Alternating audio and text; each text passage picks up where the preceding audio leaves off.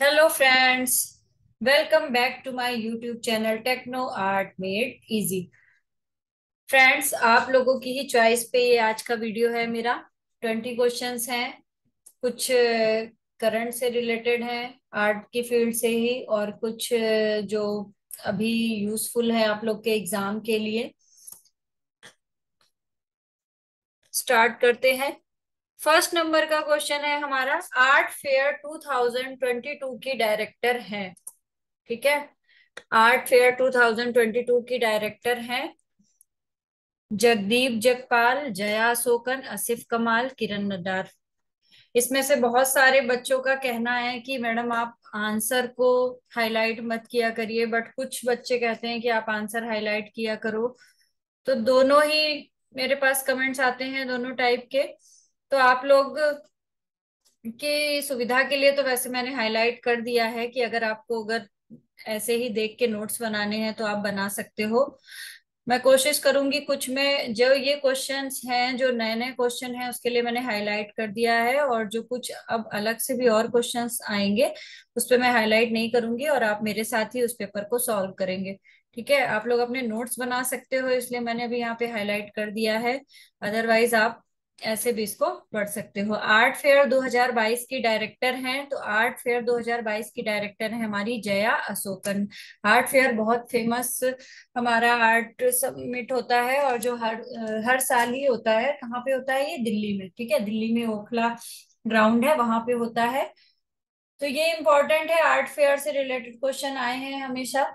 Next है,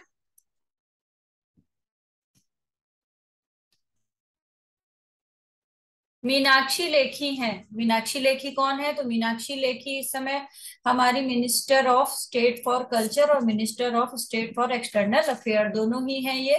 ठीक है, इंपॉर्टेंट है, इनसे रिलेटेड क्वेश्चंस भी आ सकते हैं।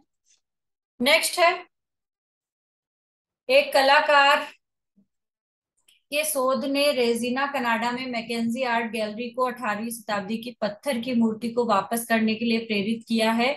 अगर आप लोग न्यूज़पेपर पढ़ते हो या न्यूज़ देखते हो टीवी में, तो आप लोग को ये सारे क्वेश्चंस ऑलरेडी आई थिंक पता होने चाहिए। अन्नपूर्णा देवी की मूर्ति थी, जो कहाँ से आई थी? कनाडा से। और ये कहाँ पे स्थापित की गई है? वाराणसी में। वाराणसी में कहाँ पे? काशी जो विश्वनाथ मंदिर है वहां पे। और किस सदी की थी ये? 18वीं शताब्दी की। ठीक है, इंपॉर्टेंट है ये। तो ये आके कहाँ पे स्थापित करी गई है? ये हमारी विश्वनाथ मंदिर वाराणसी में स्थापित की गई है। नेक्स्ट है, अभिषेक पोद्दार प्रसिद्ध हैं। तो अभिषेक पोद्दार प्रसिद्ध किस लिए? कि ये एक आर्ट कलेक्टर हैं। आर्ट कलेक्टर ने क्या होता है बेसिकली, जो मतलब महंगी महंगी पेंटिंग्स को कलेक्शन करते हैं, ये लोग खरीदते हैं। इनके पास मोस्टली जो फेमस आर्टिस्ट होते हैं उनकी पेंटिंग्स होती हैं।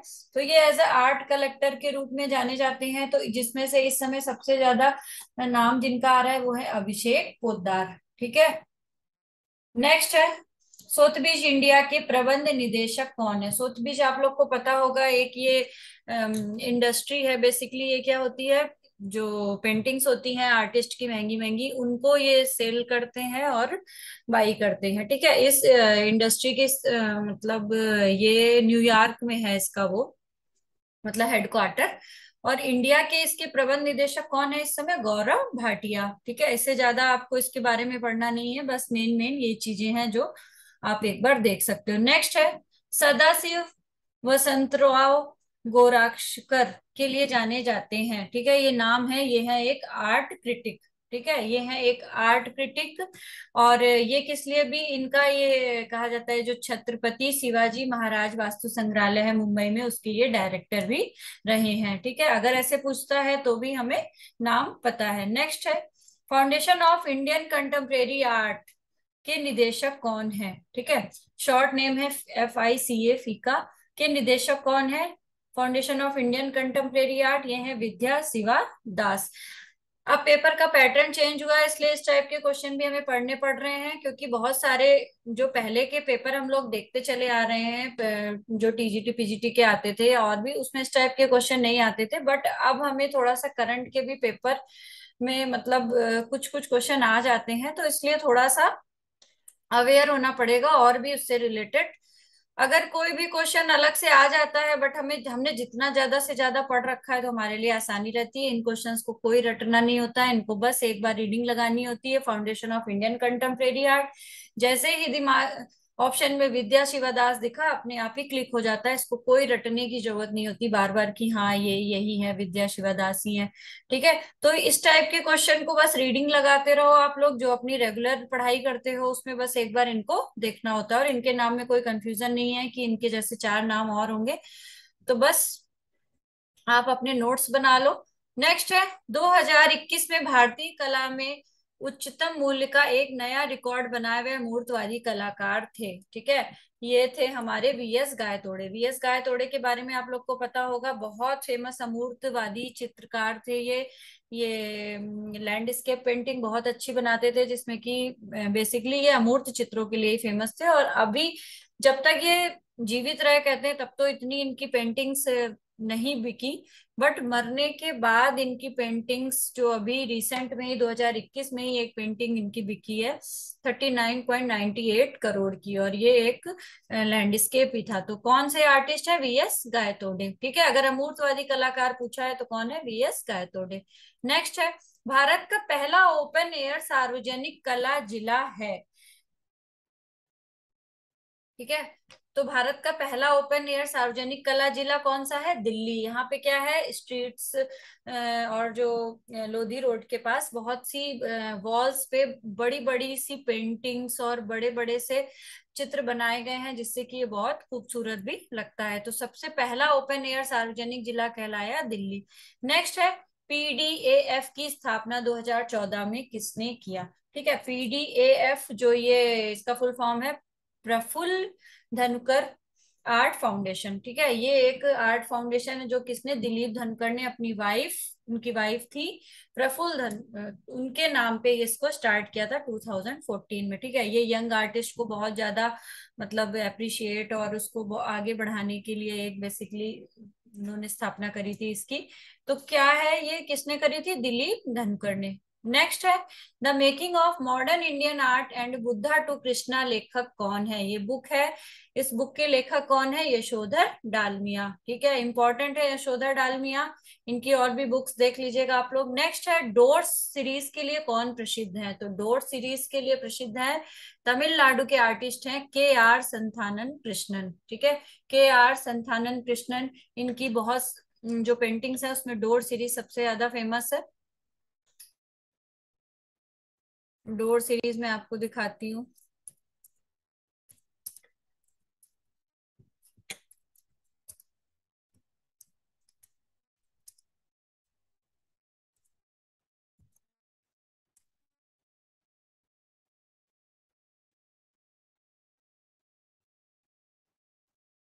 चौर आ गया, संथानन।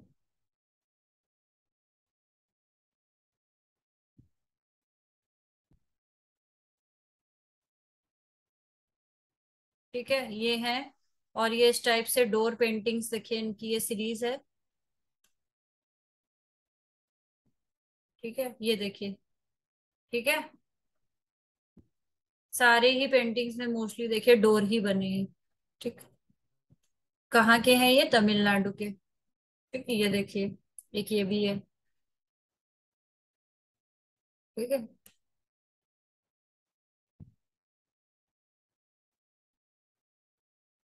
ये सारी है इनके।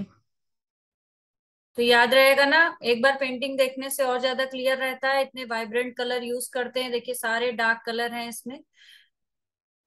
तो ये क्या है?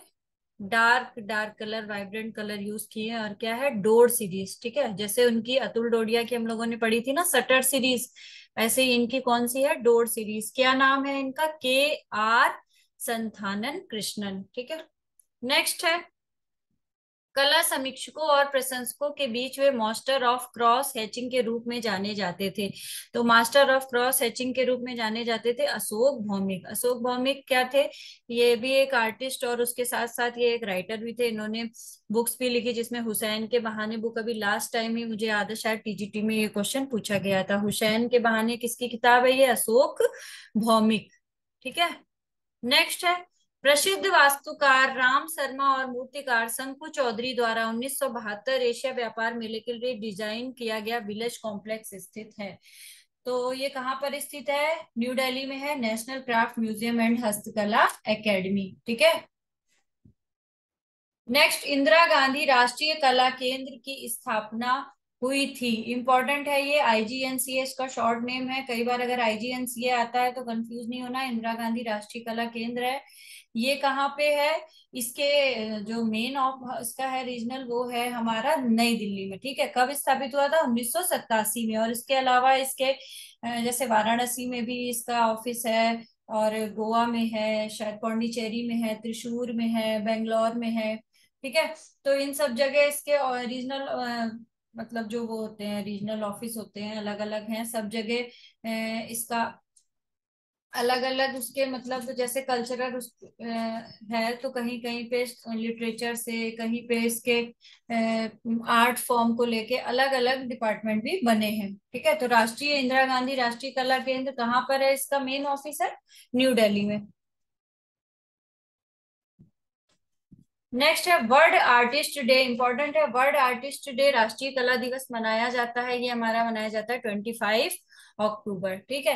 एक इसी जगह आप और नोट कर लो, एक होता है वर्ल्ड आर्ट डे। अगर वर्ल्ड आर्ट डे भी पूछा जाता है तो वो होता है हमारा 15 अप्रैल, यानी 15 अप्रैल को। और वर्ल्ड आर्टिस्ट डे कब होता है? 25 अक्टूबर को।